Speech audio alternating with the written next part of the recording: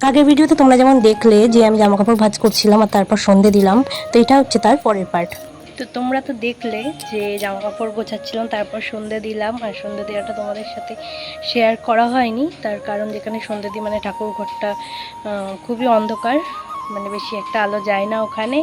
তো তোমাদের তো বলেছি সব কমপ্লিট হয়ে যাওয়ার পরে তোমাদের সাথে অবশ্যই শেয়ার করব। আর আমার হাজব্যান্ড একটু বেরিয়েছিল, তো আমি সন্ধ্যা দিতে দিতেই ও ঢুকলো, দিয়ে বললো রেডি হতে এক জায়গায় নিয়ে যাবে। এবার দেখা যাক কোথায় নিয়ে যাই। তো আমি এইভাবে সিম্পলভাবে রেডি হলাম। তো চলো। শান্তিপুর হচ্ছে 12 মাসে 13 পার্বণ, প্রতি মাসেই কিছু না কিছু মেলা হতেই আছে। তো আমি জানতাম না কোথায় নিয়ে যাবে, একদিন বেরিয়েছিলাম তখন দেখতে পাই এখানে মেলা হচ্ছে। এই মেলাটা যদিও এই নিয়ে 3 বছর হচ্ছে। আগের বছর আমার বাপের বাড়ির পাশে শ্রাবণী মেলা হয়েছিল, কিন্তু এইবার হয়েছে কিনা আমি জানি না, কারণ দুটো বাড়ি একই শহরে হওয়া সত্ত্বেও ওইদিকে আমার যাওয়া হয়নি। এই মেলাটার নাম ছিল আনন্দ মেলা, আর ভাদ্র মাসে হবে সেটা হচ্ছে জন্মাষ্টমী মিলন মেলা। তো এইবার দেখলাম এই মেলাটার নামই শ্রাবণী মেলা দিয়ে দিয়েছে। তো খুবই ভালো ব্যাপার। আমি কিছু কিনি বা না কিনি, মেলায় ঘুরতে কার না ভালো লাগে বলো। আগে যখন মায়ের সাথে মেলায় যেতাম তখন ঘুরে ঘুরে পুরোটাই ভিডিও করতে পারতাম, কিন্তু এই প্রথম হাজবেন্ডের সাথে মেলায় গেছি। হ্যাঁ, এর আগেও মেলায় গেছি, কিন্তু চার্চের মেলায়, আর সেটা হচ্ছে বিয়ের আগে। আর জানো তো, ওই দিনই ফার্স্ট আমাদের ঘুরতে যাওয়া ছিল। এখন বিয়ে হয়ে গেছে তাই মুখ ফুটে কিছু চাইতে পারি না, আর তখন তো বিয়ের আগে প্রথম ঘুরতে যাও, সেখানে তো আরোই চাওয়া যাবে না। যাই হোক, মেলায় ঘুরে আমার ওই বাড়ি চলে গেছিলাম অনেক দিন বাদে। অনেক দিন বাদে কারণ মা রানাঘাটে ছিল অনেক দিন। এর আগে ওই বাড়ি গেছিলাম সেই জামাই ষষ্ঠীর দিন, তারপরে এতদিন বাদে গেলাম। তো তোমরা তো দেখলেই আমি মেলায় গেছিলাম, আর আমাদের কোনো প্ল্যানও ছিল না, হঠাৎ করে গেছি। তো জাস্ট কয়েকটা জিনিস কিনেছি, সংসারেরই জিনিস কিনেছি।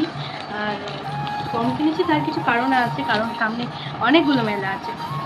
আর কতটা কি দেখাতে পেরেছি আমি জানি না, কারণ আমি মায়ের সাথে গিয়ে ভিডিও করতে অভ্যস্ত, বরের সাথে একটু লজ্জা। যাই হোক, এই একটা কোটো কিনেছি, কোটোগুলো খুব ভালো লাগলো। আর তাছাড়াও আমাদের মানে আমার চিনির কোটো দুটো না, মানে কোটোটা না ভেঙে গেছে। আর এই যে দুটো রুমাল হাতের হাড়ি ধরার, মানে সংসারই হয়ে গেছে। তো সংসারের জিনিসই কিনবো, একটু জোরেই বলছি তার কারণ তোমরা ব্যাকগ্রাউন্ডে অনেক নয়েজ পাচ্ছ। তো আগে দেখি, একটা ছুরি, এই ছুরিটা অনেক কাজে লাগে। একটা আপাতত কাজ চালানোর জন্য একটা চার কিনি। আর সবচেয়ে বেশি যেটা দরকার ছিল সেটা হচ্ছে কাঁচের, যেটা হচ্ছে আমার কাছে নেই,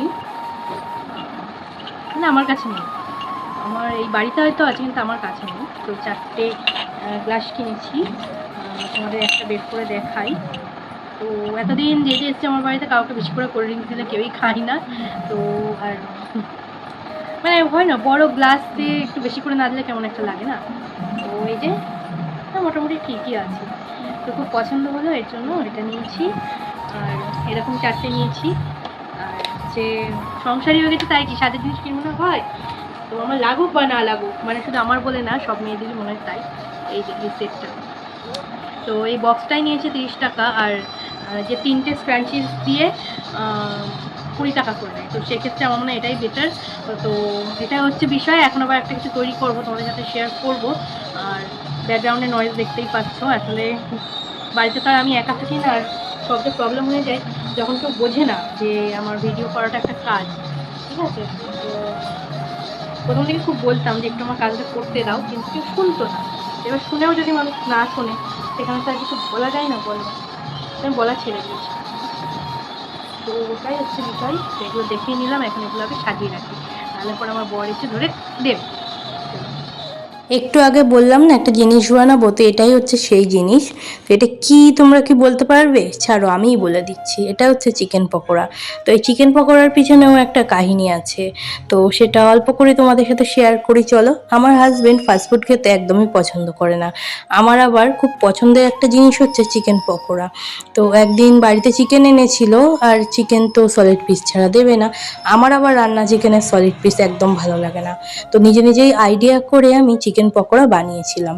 তো সেই দিন আমার হাজব্যান্ডের এত ভালো লেগে গেছিলো যে যতবার চিকেন আনে এখন ততবার এক্সট্রা করে পিস এনে রেখে দেবে চিকেন পকোড়া খাওয়ার জন্য। এই দিন ছিল শুক্রবার, আর আমি তো শ্রাবণ মাসের সোমবার মানি, তোমরা সবাই সেটা জানো। আর সোমবারের আগের দিন সংযম করতে হয়।